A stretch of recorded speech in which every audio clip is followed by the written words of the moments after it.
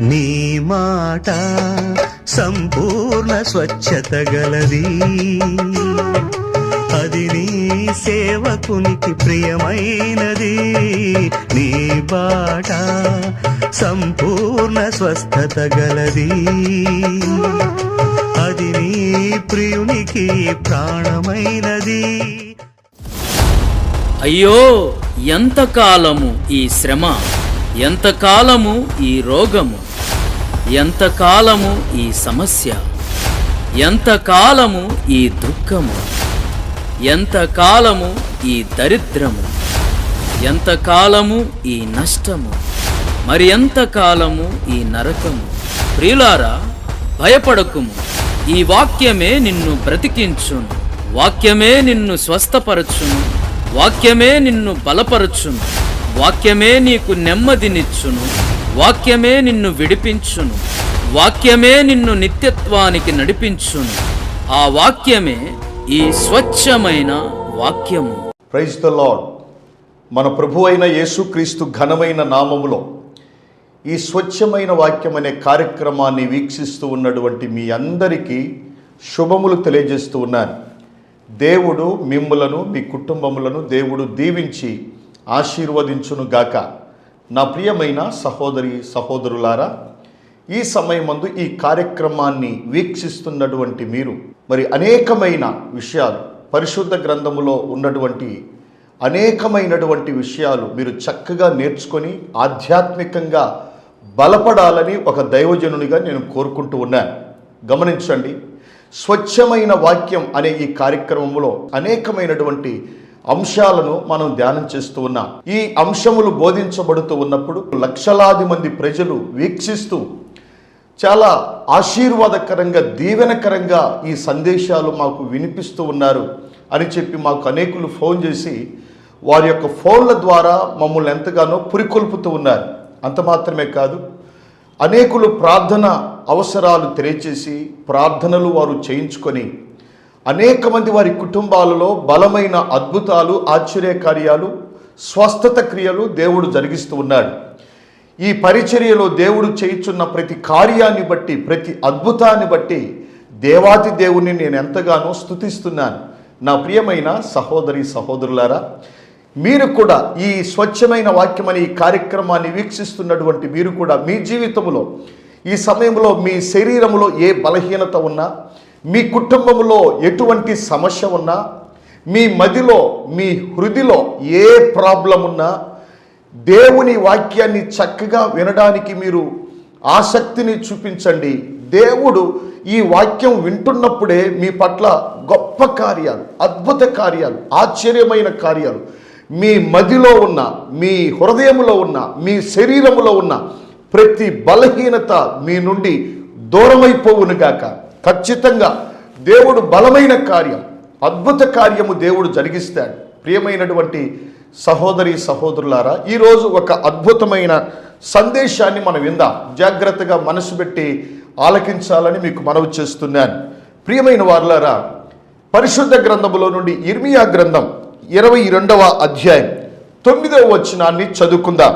అప్పటికి వీరు తమ దేవుడైన యెహోవా నిబంధనను నిరాకరించి అన్య దేవతలను పూజించి వాటికి నమస్కారము చేసినందున ఆయన ఇలాగున చేసి ఉన్నాడని చెప్పుదురు. నా ప్రియమైన సహోదరి సహోదరులారా, నేటి దినాలలో ప్రజలు ఎలాంటి స్థితిలో ఉన్నారంటే నిరాకరించేటువంటి స్థితిని కలిగి ఉన్నారు. అది చాలా భయంకరమైన చెడ్డ లక్షణం. నిరాకరించటం అనేది చాలా భయంకరమైన చెడ్డ లక్షణం.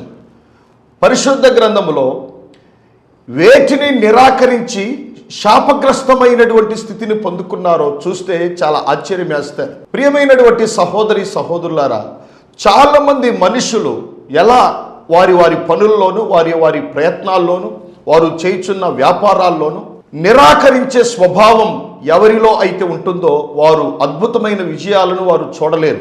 నిరాకరించటం అనేది అది ఒక చెడ్డ లక్షణం. పరిశుద్ధ గ్రంథములో చూస్తే ఒక ఇండ్లు కట్టేవాడు ఉన్నాడట. ఇండ్లు కట్టేటువంటి వ్యక్తి ఒక ఇటుకరాయిని గోడగడుతూ ఉండగా ఆ గోడ కట్టే క్రమములో మంచి రాళ్ళనే పెట్టి చేస్తూ ఉన్నాడు. ఒక రాయినేమో దాన్ని నిరాకరించి నెట్టేశాడు. చివరికి ఆ త్రోసివేయబడిన, ఆ నిరాకరించబడినటువంటి ఆ రాయే ఒకానొక సమయానికి అది మూలకు తలరాయిగా మారిపోతుంది. చూసారా నా ప్రియమైన సహోదరి సహోదరులారా, నీ ఎదుట ఉన్నటువంటి వారిని నువ్వు నిరాకరించటం, లేక నువ్వు ఆరాధించుచున్న దేవుణ్ణి నువ్వు నిరాకరించటం, లేక నువ్వు చదువుతూ ఉన్నటువంటి దేవుని వాక్యాన్ని నిరాకరించటం, నీతో సహవాసము చేయుచున్న వారిని నిరాకరించటం, నీతో పని చేయుచున్నటువంటి వారిని నిరాకరించటం, వీటి వలన నువ్వు చాలా నష్టాన్ని, చాలా కష్టాన్ని అనుభవిస్తావు. ప్రియమైనటువంటి వారలారా, ఈ యొక్క సమయంలో గమనించండి, నిరాకరించటం అనేది అది భయంకరమైన చెడ్డ గుణం. ఎవరినైనా కానీ దేనినైనా కానీ ఇష్టపూర్వకంగా పని చేయి, ఇష్టపూర్వకంగా నువ్వు ఆరాధన చేయి, ఇష్టపూర్వకంగా నువ్వు కష్టపడు. ఇష్టముతో చేసిన పని ఒక మంచి లాభాన్ని నీకు తీసుకొని వస్తుంది. అలాగూ కాకుండా ఏదో చేద్దాములే అన్నట్లుగా, చూద్దాములే అన్నట్లుగా పని పట్ల సరైనటువంటి ధ్యాస లేకుండా ఆ పనిని నిరాకరించి చేయొచ్చులే, చెందొచ్చులే అన్నటువంటి ఆ ఆలోచనతో ఎవరైతే ఉంటారో వారు చాలా నష్టానికి లోనైపోతారు. ప్రియమైనటువంటి వారలారా, పరిశుద్ధ గ్రంథములో ఈ నిరాకరించుట వలన ఉన్నటువంటి గొప్ప స్థానాన్ని కోల్పోయినటువంటి వారు పరిశుద్ధ గ్రంథములో కొందరున్నారు. గమనించినట్లయితే ఇక్కడే మనం చదువుకున్న ఈ వాక్య భాగములోనే చూడండి 6వ వచనం, యూదా రాజు వంశస్థులను గూర్చి యెహోవా ఇలాగు సెలవిచ్చుచున్నాడు, నా ఎన్నికలో నువ్వు గిలాదు వలెనున్నావు, లెబానోను శిఖరం వలె ఉన్నావు, అయినను నిశ్చయముగా ఎడారిగాను నివాసులు లేని పట్టణముగాను నేను నిన్ను చేయుదును. ఎస్ నా ప్రియమైన సహోదరి సహోదరులారా, యూదా రాజు అయినటువంటి వ్యక్తితో దేవాతి దేవుడు ఒక మాట తెలియజేస్తున్నాడు. నేను నిన్ను గిలాదు వలె చేయాలనుకున్నాను నా ఎన్నికలో, నేను నిన్ను లెబానోను శిఖరం వలె ఉంచాలనుకున్నాను నా ఎన్నికలో, కానీ అలాగూ కాకుండా నీవు పాడైపోయినటువంటి పట్టణముగా, పాడైపోయినటువంటి వ్యక్తిగా, ఎవరు కూడా విలువలేని తనంగా నువ్వు ఆ విధమైనటువంటి స్థాయికి నువ్వు వెళ్ళిపోవటానికి కారణం నీలో దేవుని నిబంధనను, దేవుని వాక్యాన్ని, దేవుని ధర్మశాస్త్రమును నువ్వు నిరాకరించటం వలన నీకు ఇలాంటి గతి పట్టినది అని ఇక్కడ సందర్భం మనం చూడగలం. నా ప్రియమైన సహోదరి సహోదరులారా, మనందరి పట్ల దేవునికి ఒక ప్రత్యేకమైన ప్రణాళిక ఉంది. మన మీద దేవునికంటూ ఒక మంచి ఉద్దేశం ఉంది. నేను నిన్ను గిలాదు వలె చేయాలనుకుంటున్నానయ్యా, నేను నిన్ను ఒక లెబానోను పర్వతం వలె నేను ఉంచాలనుకుంటున్నాను నా ఎన్నికలో అని అంటున్నాడు. అంటే ఈ వాక్యమును వీక్షిస్తున్నటువంటి మీ పట్ల దేవుని యొక్క ఉన్నతమైన ప్రణాళిక ఉంది. ఏంటి ఆ ప్రణాళిక అంటే, నిన్ను ఒక గిలాదు వలె, నిన్ను ఒక లెబానోను పర్వతం వలె చేయాలని దేవుని యొక్క ఆలోచన. అసలు గిలాదు అంటే ఏంటి అని చెప్పి మనం ఆలోచన చేస్తే, గిలాదు అని అనగా అర్థం చురుకైన లేక తెలివి కలిగిన అని అర్థం. నిన్ను, నీ కుటుంబాన్ని, నీ పిల్లలను దేవుని యొక్క ఎన్నికలో, దేవుని యొక్క దృష్టిలో నిన్ను ఎలా చేయాలని దేవుడు ఇష్టపడుతున్నాడంటే, నీ కుటుంబాన్ని ఒక చురుకైన వ్యక్తిగా, ఒక తెలివైనటువంటి కుటుంబముగా నీ కుటుంబాన్ని మార్చాలని దేవుడు ఇష్టపడుతున్నాడు. ఒక చురుకు కలిగినటువంటి వ్యక్తిత్వం నీలో ప్రవేశపెట్టాలని దేవుడు ఇష్టపడుతున్నాడు. చాలామంది బద్ధకంగా ఉంటారు, చేద్దాములే చూద్దాములే అన్నటువంటి నిర్లక్ష్యం వహిస్తూ ఉంటారు.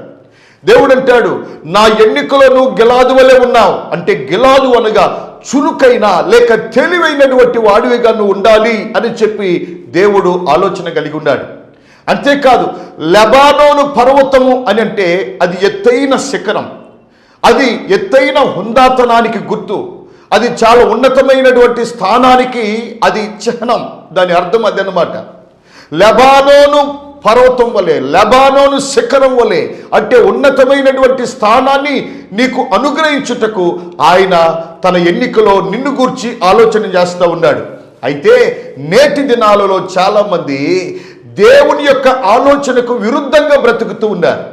దేవుని యొక్క తలంపునకు విరుద్ధంగా బ్రతకటం వలన వారి పట్ల దేవుడు కలిగి ఉన్నటువంటి ఆ మంచి ఆలోచన నిన్ను చురుకైన వ్యక్తిగా, తెలివి కలిగిన వ్యక్తిగా, ఒక ఉన్నతమైనటువంటి హోదాను పొందుకున్న వ్యక్తిగా చూడాలని దేవుడు తప్పిస్తూ ఉన్నాడు. దేవుడు ఆలోచన కలిగి ఉన్నాడు.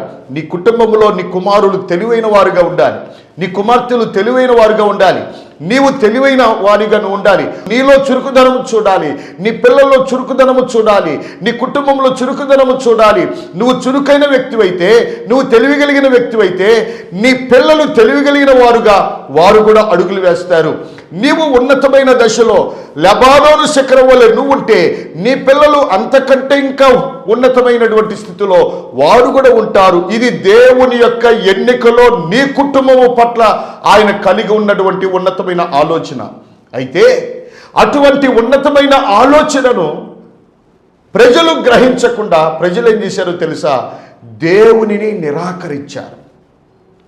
దేవునిని నిరాకరించటం వలన తన ఆలోచన అంతా కూడా మారిపోయింది, తన ఆలోచన చెదిరిపోయింది. చెప్పాలంటే ఇక్కడ చూడండి, మనుషులు భూమి మీద అసలు వేటిని నిరాకరిస్తున్నారు, ఎవరిని నిరాకరిస్తున్నారు అని చెప్పి మనం పరిశుద్ధ గ్రంథంలో చూస్తే, మొట్టమొదటిగా మనం చూస్తే యెషయా గ్రంథం 49వ అధ్యాయం 7వ వచనం, ఇజ్రాయేలు విమోచకుడును పరిశుద్ధ దేవుడునగు యెహోవా మనుషుల చేత నిరాకరింపబడిన వాడును, జనులకు అసహ్యుడును, నిర్దయాత్ములకు సేవకుడునగు వానితో ఇలాగూ సెలవిచ్చుచున్నాడు, యెహోవా నమ్మకమైన వాడనియు ఇజ్రాయేలు పరిశుద్ధ దేవుడు నిన్ను ఏర్పరచుకొనెననియు రాజులు గ్రహించి లేచెదరు, అధికారులు నీకు నమస్కారము చేసెదరు.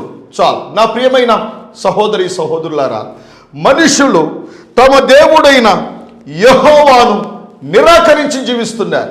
అంటే నిరాకరించటం అంటే నువ్వు నాకు అవసరత లేదు, నీవు నాకు వద్దు అని చెప్పి దేవుణ్ణి దూరంగా చేయటం, దేవునికి దూరంగా బ్రతకటం, దేవునిని త్రోసివేయటం, దేవునిని తృణీకరించటం, దేవునిని నిరాకరించటం, దేవునికి దూరంగా బ్రతకటం. దీని వలన దేవుడేమో నీ పట్ల ఒక మంచి ఆలోచన కలిగి ఉంటే నీవేమో దేవుణ్ణి దూరంగా చేసి నీ ఇష్టానుసారంగా నువ్వు ప్రవర్తిస్తున్నావు. దాని వలన దేవుని ఉద్దేశము నీ పట్ల చదిరిపోతుంది, దేవుని యొక్క ఆలోచన నీ పట్ల నెరవేర్పు జరగటంలా. ఆయనేమో నిన్ను చురుకైన వానిగా, నిన్ను ఒక ఉన్నతమైన స్థితిలో ఉంచాలని ఆయన తలంచితే, ఆయన ఎన్నికలో ఉంటే, నీవు మాత్రం దేవుణ్ణి నిరాకరించి దేవునికి దూరమై దేవునికి దూరంగా బ్రతుకుతూ ఉంటే ఆయన ఆలోచన నీ పట్ల నెరవేర్పు జరగదు. ప్రియమైన సహోదరి సహోదరులారా, దేవుణ్ణి మనము నిరాకరించకూడదు. పరిశుద్ధ గ్రంథములో చాలామంది దేవుణ్ణి నిరాకరించినటువంటి వారు పరిశుద్ధ గ్రంథములో మనం చూడగలం. అంతేకాదు, దేవునినే కాదు, దేవుడిచ్చినటువంటి ధర్మశాస్త్రమును సహితం నిరాకరించినటువంటి ప్రజలు ఉన్నారని దేవుని వాక్యం తెలియజేస్తుంది. తీయండి, యెహెజ్కేలు గ్రంథం 22వ అధ్యాయం 26వ వచనములో చూస్తే, దాని యాజకులు నా ధర్మశాస్త్రమును నిరాకరించుదురు, నాకు ప్రతిష్ఠితములగు వస్తువులను అపవిత్రపరచుదురు, ప్రతిష్ఠితమైన దానికిని సాధారణమైన దానికిని భేదమెంచరు, పవిత్రమేదో అపవిత్రమేదో తెలుసుకొనుటకు జనులకు నేర్పరు, నేను విధించిన విశ్రాంతి దినములను ఆచరింపరు, వారి మధ్య నేను దూషింపబడుచున్నాను. ప్రియమైన సహోదరి సహోదరులారా, దేవునిని నిరాకరించే గుంపు ఒక గుంపు ఉంటే, రెండవ గుంపు దేవుని ధర్మశాస్త్రమును సహితం నిరాకరించేవారు ఉన్నారు. వారు యాజకులైనా, సేవకులైనా, సంఘబిడ్డలైనా, విశ్వాసులైనా ఎవరైనా కానీ దేవుని యొక్క ధర్మశాస్త్రమును ఎవరైతే నిరాకరిస్తారో వారి పట్ల దేవుని యొక్క ఉద్దేశము పరిపూర్ణంగా నెరవేర్పు అనేది జరగదు. దేవునిని నిరాకరించటము, దేవుని ధర్మశాస్త్రమును నిరాకరించటం వలన దేవుని యొక్క ఉన్నతమైన ఆలోచన వారి పట్ల సరైనటువంటి రీతిలో వారు తమను వారే కోల్పోతున్నారు. ఆ ప్రణాళిక వారి పట్ల నెరవేరదు. దేవుడు మనసు మార్చుకుంటాడు. నీ పట్ల ఉన్నతమైన ఆలోచన ఉంది, కానీ ఆ ఆలోచనను ఆయన మార్చుకుంటాడు. నువ్వు ఎప్పుడైతే సరిగా ఉంటావో, దేవునిని నిరాకరించకుండా, దేవుని ధర్మశాస్త్రమును నిరాకరించకుండా, ఈ రోజుల్లో దేవుని వాక్యం చెప్పబడుతున్నప్పుడు ఈ మాటలు మాకు సంబంధించినవి కాదు, ఈ బోధ మాకు సంబంధించింది కాదు, ఈ వాక్యం మాకు సంబంధించింది కాదు అని చెప్పి చాలామంది వాక్యాన్ని తృణీకరించటం, వాక్యాన్ని ద్వేషించటం, నిరాకరించటం అంటే దూరంగా ఉంచటం, త్రోసివేయటం, వెనకపోవటం, పెడచెవిని పెట్టటం. ప్రియమైనటువంటి వాళ్ళారా, ఈ యొక్క సమయంలో ఎవరైతే ఈ స్వచ్ఛమైన వాక్యం అనే కార్యక్రమాన్ని వీక్షిస్తున్నటువంటి మీరు దేవుని వాక్యాన్ని మనసు పెట్టి ఆసక్తి కలిగి ఎవరైతే వాక్యాన్ని వింటారో వారు ఖచ్చితంగా దేవుడు మీ పట్ల ఆయన ఉన్నతమైన ఆలోచన మీ పట్ల ఉన్నది. ఆ ఆలోచనలు ఖచ్చితంగా మిమ్మల్ని చురుకైన వారుగా, మిమ్మల్ని హుందాతనంగా ఉన్నతమైన స్థితిలో ఉంచాలని ఆయన ఇష్టం కలిగి ఉన్నాడు. దయచేసి దేవుని యొక్క ధర్మశాస్త్రమును నిరాకరించవద్దని దైవజనునిగా తెలియచేస్తున్నాను. అంత మాత్రమే కాదు, పరిశుద్ధ గ్రంథములో మార్కు సువార్త 7వ అధ్యాయం 9వ వచనములో చూస్తే ఆయన, మీరు మీ పారంపర్యాచారమును గైకొనుటకు దేవుని ఆజ్ఞను బొత్తిగా నిరాకరించుదురు. చాలు, దేవుని ఆజ్ఞలను బొత్తిగా నిరాకరిస్తున్నారు, దేవుని ధర్మశాస్త్రమును బొత్తిగా నిరాకరించుచున్నారు, దేవునినే నిరాకరించారు. దానిని బట్టి దేవునికి కోపం వచ్చింది. నీ పట్ల ఒక ఉన్నతమైన ఆలోచన ఆయన మదిలో ఉంది. నిన్ను చురుకైన వానిగా, తెలివైన వానిగా నిన్ను చేయాలని ఆయన ఆశ కదా.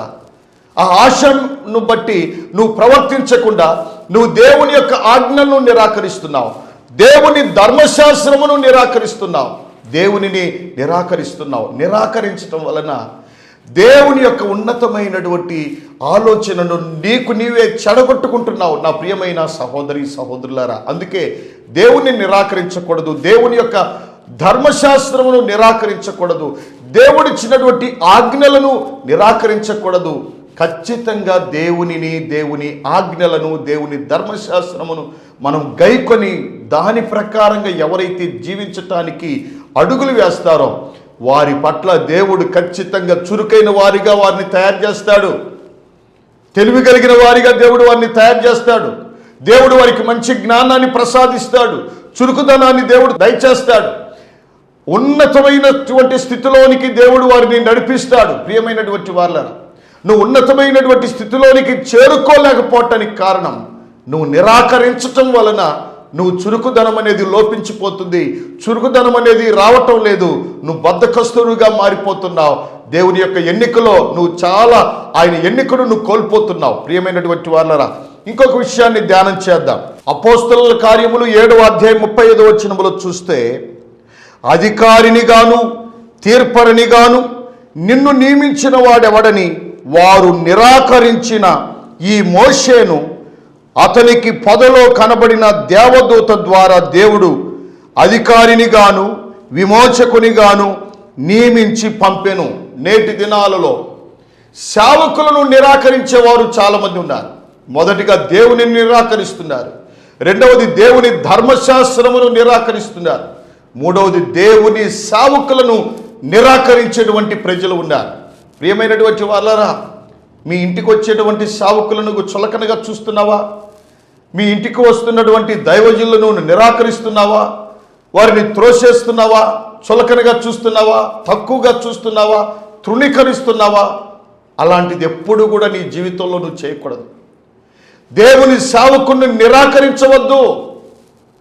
దేవుని ప్రజలైన ఇజ్రాయేలీలు తమకిచ్చినటువంటి నాయకుడైనటువంటి మోషేను నిరాకరించారు. నువ్వేమన్నా మాకు అధికారివా, నువ్వేమన్నా మాకు తీర్పనివా అని చెప్పి తమకు నాయకునిగా ఉన్నటువంటి మోషేను ప్రజలు నిరాకరించారు.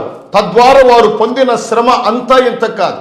ప్రియమైనటువంటి వాళ్ళారా, నేటి దినాలలో నిరాకరించడం అనేది ఒక అలవాటుగా మారిపోయింది. సేవకులను తృణీకరించటం, ఎగతాళి చేయటం, హేళన చేయటం, నవ్వుకోవటం, క్రిటిసైజ్ చేయటం, అనేక కుటుంబాలలో చులకనగా చూడటం. ప్రియమైనటువంటి వాళ్ళరా, దైవజనులను గౌరవించండి, సేవకులను గౌరవించండి, సేవకులను సన్మానించండి, సేవకులను ప్రేమించండి, సేవకులను ఆదరించండి, సేవకులను అన్ని విధాలుగా ఆదుకోండి.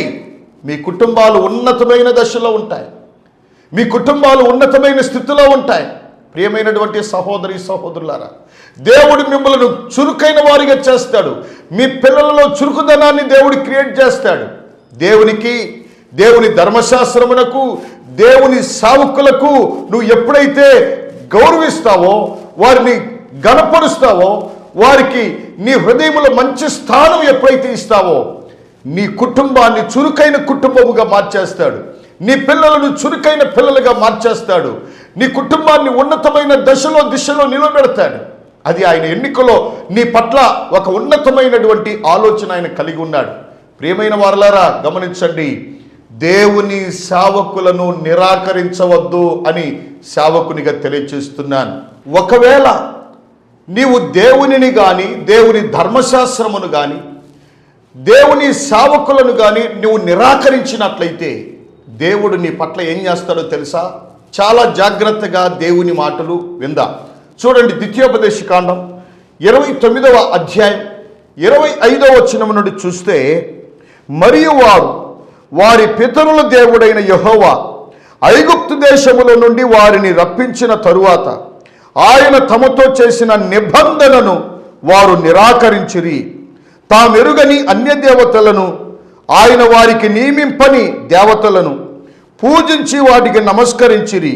గనుక ఈ గ్రంథములో రాయబడిన శాపములన్నిటినీ ఈ దేశం మీదికి తెప్పించుటకు దాని మీద యెహోవా కోపము రగులుకొనెను.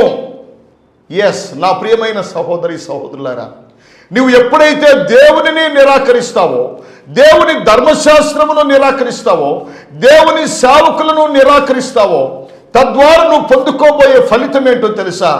దేవుని యొక్క కోపము నీ మీద రగులుకుంటుంది.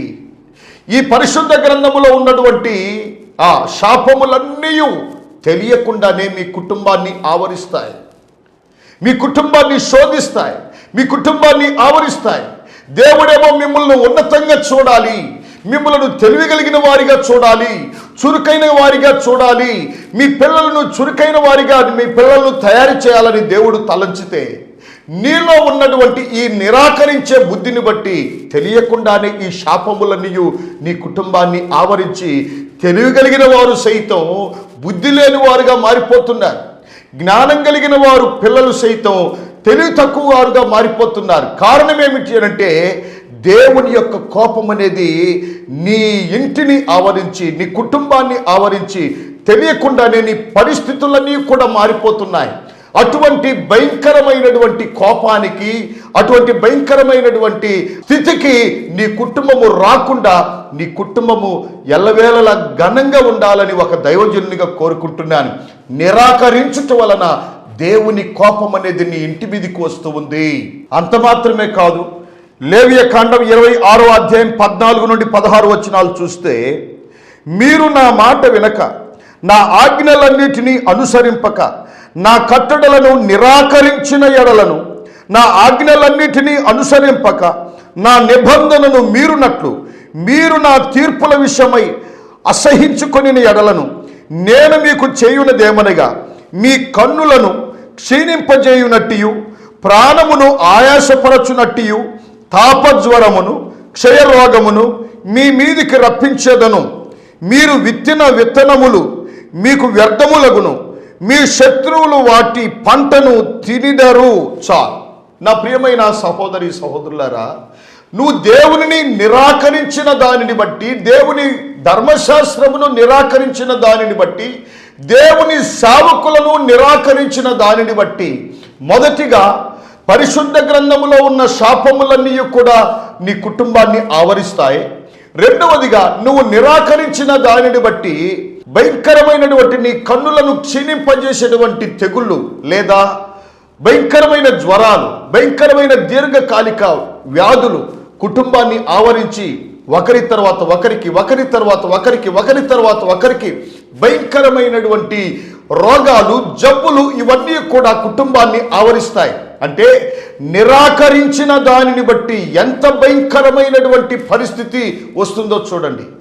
దేవుడేమో మిమ్మలను చురుకైన వారిగా, తెలివైన వారుగా ఎంచి మిమ్మలను ఉన్నతమైనటువంటి స్థితిలో ఉంచాలని ఆయన తలంచితే, కేవలము నువ్వు దేవుని నిరాకరించిన దానిని బట్టి, దేవునిని తృణీకరించిన దానిని బట్టి నీ మీదికి భయంకరమైనటువంటి తెగుళ్ళు నీ చేతులారా నీవే కొని తెచ్చుకుంటున్నావు. ప్రియమైన వారలారా, దయచేసి అలాంటి పరిస్థితికి మనం గురి కాకూడదు. దేవుడు మన పక్షాన ఉండాలి, దేవుడు మనతో ఉండాలి, మనల్ని దేవుడు దీవించాలి. నా ప్రియమైన సహోదరి సహోదరులారా, ఈ సమయంలో ఈ స్వచ్ఛమైన వాక్యం అనే కార్యక్రమాన్ని వీక్షిస్తున్న నీవు, నీ కుటుంబము దీవించబడాలని, ఆశీర్వదించబడాలని, ఉన్నతంగా ఉండాలని, నీవు నీ పిల్లలు చురుకైన వారుగా ఉండాలని ఒక దైవజనునిగా నేను కోరుకుంటూ ఉన్నాను. చివరిగా ఇర్మియా గ్రంథం 8వ అధ్యాయం 9వ వచనములో చూస్తే, జ్ఞానులు అవమానము నొందిన వారైరి, వారు విస్మయముంది చిక్కునబడి ఉన్నారు, వారు యెహోవా వాక్యమును నిరాకరించిన వారు, వారికి ఏ పాటి జ్ఞానము కలదు. చాలు. నిరాకరించుట వలన వారు ఏమైపోయారంటే జ్ఞానులు అని అనబడేవారు అవమానము నొందిన వారై ఉన్నారు. చివరికి నువ్వు చాలా జ్ఞానవంతుడివే, కానీ అవమానం పొందుకుంటున్నావు. కారణం ఏంటి? నువ్వు దేవుని వాక్యాన్ని నిరాకరించినందున. నువ్వు మంచి చదువుకొని ఉండవచ్చు, మంచి జ్ఞానం నువ్వు పొందుకొని ఉండవచ్చు, మంచి విద్యావేత్తమై ఉండవచ్చు, కానీ నీవు నీ కుటుంబంలో అజ్ఞానిగా మారిపోతున్నావు. వెర్రితనంగా ప్రజలు నిన్ను చూస్తున్నారు. అంత మాత్రమే కాదు, అవమానం అనేది నీకు ఎదురవుతుంది. ఎక్కడికి వెళ్ళినా కానీ నువ్వు తలదించుకునేటువంటి పరిస్థితి నీకు ఎదురవుతుంది. కారణం ఏంటో తెలుసా? నీవు నీ దేవుడైన యెహోవాను నిరాకరించినందున, దేవుని ధర్మశాస్త్రమును నిరాకరించినందున, దేవుని సేవకులను నిరాకరించినందున నీకు అవమానం వస్తూ ఉంది. దేవుని కోపము నీ మీద రగులుకుంటూ ఉంది. అంతేకాదు, ఇదిగో పరిశుద్ధ గ్రంథములో ఉన్న చాలా రకాల తెగుళ్ళు నీ కుటుంబాన్ని ఆవరించి భయంకరంగా అవి నిన్ను బాధ పెడుతూ ఉన్నాయి. అలాంటి స్థితి కాదు నీ స్థితి. దేవుని యొక్క ఎన్నికలో ఆయన కోరుకుంటున్నాడు, నా ఎన్నికలో నువ్వు ఒక గిలాదు వలె ఉన్నావు, నా ఎన్నికలో నువ్వు లెబానోను వృక్షం వలె ఉన్నావు అని చెప్పి దేవుడు అంటున్నాడు. అంటే దేవుని యొక్క ఎన్నికలో మనం చురుకైన వారిగా, దేవుని యొక్క ఎన్నికలో మనం హుందాతనం కలిగి ఒక ఉన్నతమైనటువంటి స్థలములో నివసించే వారిగా ఉండాలని ప్రభు కోరుకుంటున్నాడు. అటువంటి గొప్ప కృప నీ పట్ల, నా పట్ల, మనందరి పట్ల దేవుడు జరిగించును గాక. దేవుడు మన కుటుంబములను దీవించును గాక. ఆమేన్. ఈ కార్యక్రమం కొరకు మనము శ్రేష్టమైన అర్పణలు దేవునికి అర్పించుదాం. ఒక పాట పాడుతుండగా మీ అమూల్యమైన అర్పణలు దేవునికి సమర్పించుదాం. ఒక పాట పాడుకుని ప్రభువును మహిమపరచుదాం. Thank you lord. ప్రతి వసంతము నీ దయా కిరీటమే, ప్రకృతి కలలన్నీయు నీ మహిమను వివరించునే. ప్రతి వసంతము నీ దయా కిరీటమే, ప్రకృతి కలలన్నీయు నీ మహిమను వివరించునే. ప్రభువా నిన్నే ఆరాధించెదా కృతజ్ఞతార్పణలతో, కృతజ్ఞతార్పణలతో. ప్రభువా నిన్నే ఆరాధించెదా కృతజ్ఞతార్పణలతో, కృతజ్ఞతార్పణలతో. అత్యున్నత సింహాసనముపై ఆసీనుడా, దేవదూతలు ఆరాధించు పరిశుద్ధుడా. యేసయ్యా నా నిలువెల్ల నిండియున్నావు, నా మనసారని సన్నిధిలో సాగిలపడి నమస్కారము చేసేదా, సాగిలపడి నమస్కారము చేసేదా. ఈ కార్యక్రమానికి స్పాన్సర్ చేసినటువంటి బిడ్డలు, మరి సహోదరులు, మరి కోటేశ్వరరావు గారు, వారు గుంటూరు జిల్లా వరగాని నుండి వారు ఈ కార్యక్రమానికి చక్కగా వారు స్పాన్సర్ చేశారు. అంత మాత్రమే కాదు, మరి అమలాపురం నుండి కమలమ్మ గారు, ఒక తల్లి గారు, ఈ కార్యక్రమానికి వారు స్పాన్సర్ చేశారు. దేవుడు ఆ తల్లిగారిని వారి కుటుంబాన్ని దేవుడు దీవించి ఆశీర్వదించును గాక. తలలో ఉంచండి, కళ్ళు మూసుకొనండి, ప్రార్థన చేసుకుందాం. అర్పణలు అర్పించిన మీ కొరకు, స్పాన్సర్ చేసినటువంటి ఆ కుటుంబాల కొరకు, దేవుని వాక్యాన్ని చక్కగా విని ఉన్నటువంటి మీ కొరకు ప్రార్థన చేస్తున్నాను. తలలో ఉంచండి, కళ్ళు మూసుకొనండి, ప్రార్థన చేసుకుందాం. మహాగణుడా, మహోన్నతుడా, మీకు వందనాలయ్యా. ఈ యొక్క సమయంలో నాయన ఈ స్వచ్ఛమైన వాక్యం అనే కార్యక్రమాన్ని వీక్షించిన ప్రతి బిడ్డను యేసు శక్తి కలిగిన నామములో ప్రతి బిడ్డను మీరు దీవించు నాయన.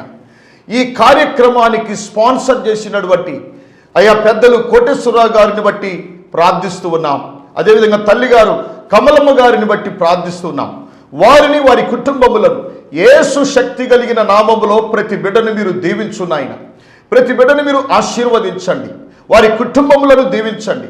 ఈ సమయమందు అర్పణలు అర్పించిన ప్రతి బిడ్డను పేరు పేరున ప్రతి బిడ్డను మీరు దీవించండి నాయన. వారు అర్పించిన దానికంటే నూరంతలుగా, వెయ్యంతలుగా, వేవేలంతలుగా మీరు దీవించమని, ఆశీర్వదించమని యేసుక్రీస్తు ఘనమైన ఉన్నతమైన నామములో ప్రార్థించి స్తుతించి వేడుకొనిసి ఉన్నాను తండ్రి, ఆమేన్. మన పరమ తండ్రి ఉన్నటువంటి దేవుని యొక్క ప్రేమయు, మన రక్షకుడైన యేసుక్రీస్తు వారి యొక్క కృపయు, పరిశుద్ధాత్మ యొక్క అన్యోన్య సహవాసం ఈ వాక్యాన్ని వీక్షించిన బిడలందరికీ, వారి కుటుంబాలకును ఇప్పుడును ఎల్లప్పుడును ప్రభువు రాకడ వచ్చు పర్యంతం సదాకాలము తోడయుండి నడిపించును గాక. ఆమేన్. May God bless you all. దేవుడు మిమ్మలను దీవించును గాక. ఆమేన్. మా అడ్రస్ క్రైస్ట్ మినిస్ట్రీస్ 60 అడుగుల రోడ్ చివర, శ్రీనివాసరావుపేట, గుంటూరు. మీ ప్రార్థన అవసరతల కొరకు మమ్మలను సంప్రదించవలసిన phone number 9701327387. May God bless you all.